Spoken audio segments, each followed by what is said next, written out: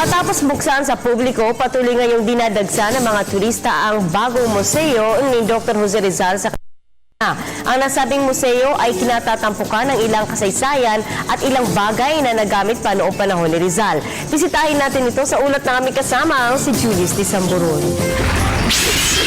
Walang patid-patid ang pagdagsa ng mga turista sa bagong bukas na museo ni Dr. Jose Rizal sa Calamba, Laguna.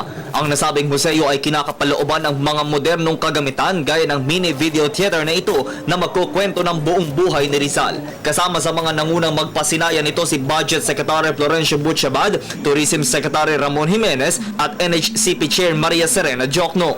Ayon sa DOT, sa pagbubukas ng nasabing bagong museo ay inaasahan pa nila ang paglakas pa ng turismo hindi lang sa Laguna kundi pati sa buong bansa.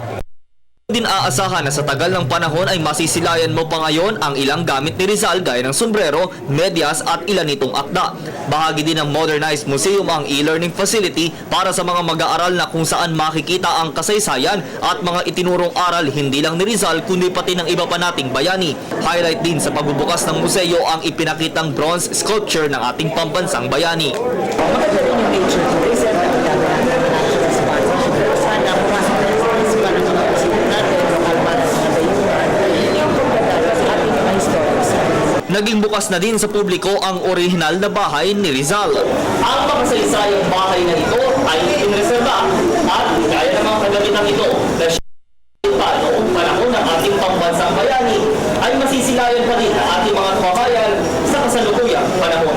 Sa loob ng bahay ni Rizal, saan mang bahagi, mula sa kwarto, hagdan, higaan, bintana at ilang muebles, mararamdaman mong animo nagbalik ka sa panahon ng Espanyol. Hindi mo aakalaing ang bahay na ito ang naging saksi sa kasaysayan ni Pepe at sa kasaysayan ng Pilipinas. Samantala, dito ko din nakilala si Mang Ernesto, isa sa mga Joseza look-alike. Para sa kanya, nararapat lamang na alalahanin ang mga naiambag ni Rizal para sa ikabubuti ng ating bansa. Bawat isa ay naging pare-parehong masaya.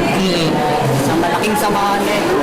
Matatanda ang si Rizal, ang bayaning nagsulong ng mapayapang reforma kolonyalismo ng Espanya. Nawa sana'y manahan sa mga kabataan na sinasabing pag-asa ng ating bayan ang kanyang mga itinurong aral. Mula sa Calamba, Laguna, para sa Telebisyon ng Bayan, ako si Julius de Samburon.